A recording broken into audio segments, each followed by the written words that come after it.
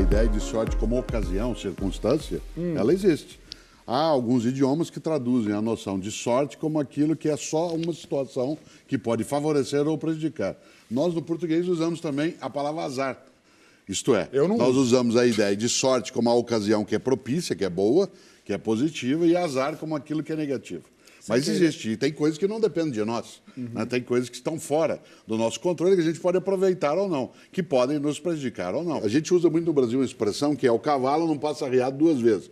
Mas não basta o cavalo passar arriado para você ter sorte. Você tem que saber montar, tem que notar que ele está passando. Você tem que ter alguém que está preparado para que, ao passá-lo, você possa fazê-lo. Não basta ele passar. Você então, tem que estar preparado para receber a oportunidade. Sim, a sorte é uma elaboração. Saindo um pouco do futebol, você acha que, assim, num país onde as oportunidades são muito, enfim, desiguais, o debate sobre sorte não muda um pouco? Eu digo, claro. Onde um país onde a pessoa tem mais dificuldade de se preparar, por exemplo, um sujeito de baixa renda, que não tem dinheiro, que não pôde fazer uma faculdade. Ele simplesmente não teve condição de fazer uma faculdade, não teve ensino para chegar a uma faculdade pública. Não muda um pouco esse debate de sorte, meritocracia? Claro. Uma democracia que se deseja decente é aquela que tem a sorte apenas como ponto de partida da trajetória de uma pessoa na sua vida. Não pode ter durante o percurso. Eu não posso ter oportunidade só por sorte. É preciso que uma democracia ofereça as condições para que aquele ou aquela que quiser, de fato, se dedicar ao trabalho, à música, à arte, né, ao esporte, que ele tenha a condição de fazê-lo como ocasião. É evidente que, no ponto de partida, a família que eu nasci, a época que eu estava, né, qual foi a minha condição de presença, né, dentro de uma cidade naquele momento específico, isso foi o ponto de partida. Uma sociedade decente, ela admite que a pessoa possa até ser privilegiada quando ela sai, mas não durante o trajeto para todo mundo, porque, do contrário, é injusto. Né? A ideia de um equilíbrio das oportunidades, uma escola pública decente, a condição de moradia, estruturas de apoio no campo da arte, né, do trabalho, da ciência, é preciso, porque, do contrário, fica injusto na partida e fica injusto na chegada. Pois é. Muitas vezes diz assim, mas olha como esse cara tem sorte. Né? Olha como a Emicida tem sorte. Pô, o cara apareceu, fez sucesso com música, etc. Claro que não. Há todo um tempo, um momento, uma dedicação. Milhares de pessoas passaram naquela mesma situação e não encontraram aquela sequência. Mas essa questão que eu exatamente falar agora. Você acha que você teve sorte, Emicida? Não. Só eu me considero bastante azarado, inclusive. Por quê? Porque se eu não aumentar a probabilidade, o número de chances, a parada não acontece. Eu sinto que a gente lá tem que sempre estar provando o merecimento.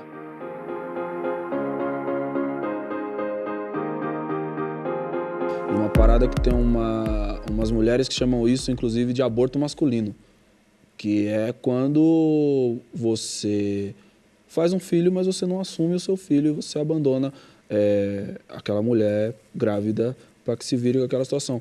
Essa foi uma reflexão quando eu fui pai da minha primeira filha.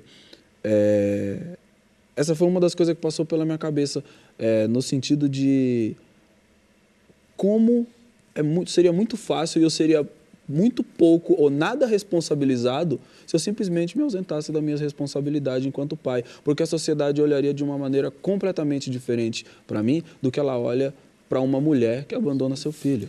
Raramente você tem em escolas hoje, no Dia dos Pais, isto é, em agosto ou no Dia das Mães, em maio, agora já se dá um outro nome em várias escolas. É Dia de homenagear quem cuida de mim. Que é bom.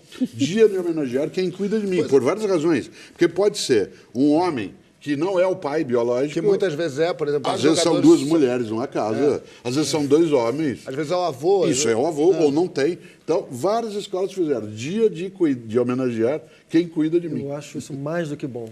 Meu pai morreu muito cedo, eu tinha 8 anos de idade quando meu pai morreu. Mas o meu pai me deixou uma herança afetiva, quer dizer, na boca dos amigos dele me diziam sempre, seu pai era louco por você.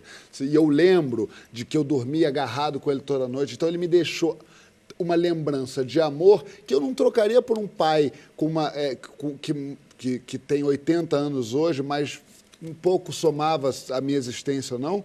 Nunca, porque eu não trocaria essa história pela minha.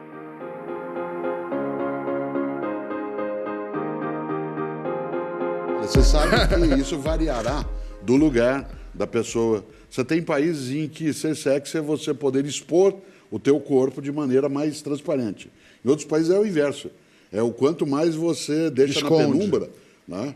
Você tem a ideia de uma sensualidade que vem de um lábio masculino ou feminino que seja mais carnudo ou mais cortado. Se olhar no cinema antigo, quando vocês eram crianças, Jean-Paul Belmondo, né, como referência. Se olhar, homens que não tinham nenhum tipo de padrão estético, algumas mulheres, mas que guardavam uma certa sensualidade. Então, não há uma referência exclusiva, uma fonte única para isso. Beleza é uma convenção que, como Cortella falou, muda de acordo com a época e de acordo com o lugar. Se você pega qualquer livro de história da arte, por exemplo, você vai ver que no Renascimento as gordinhas eram as musas. A Vênus de Botticelli era uma gordinha. Né? As modelos contemporâneas... Mas tudo bem. As grandes modelos contemporâneas não são as gordinhas.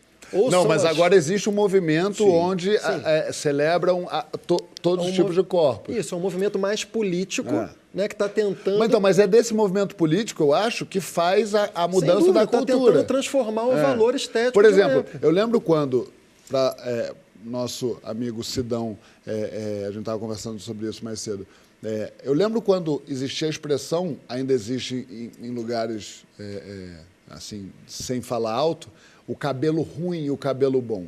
Né? Hoje em dia, o cabelo black é um cabelo super que as pessoas fazem, se orgulham.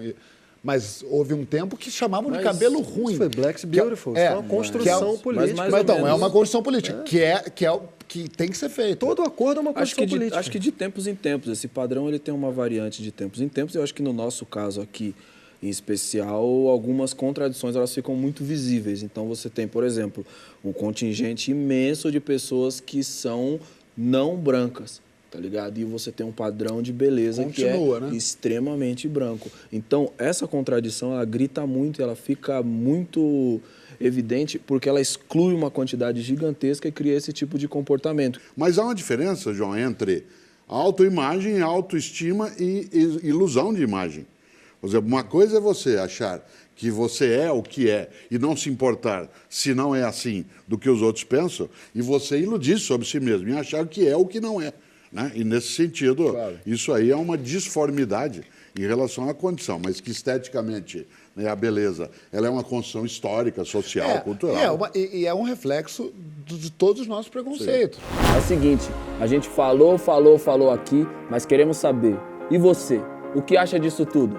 Comenta aqui embaixo e não deixe esse debate acabar assim. E para chamar mais gente para cá, curte, compartilha. Semana que vem tem mais. Se inscreve e ativa a notificação que a gente avisa quando entrar um vídeo novo aqui no canal. Firmeza? Paz.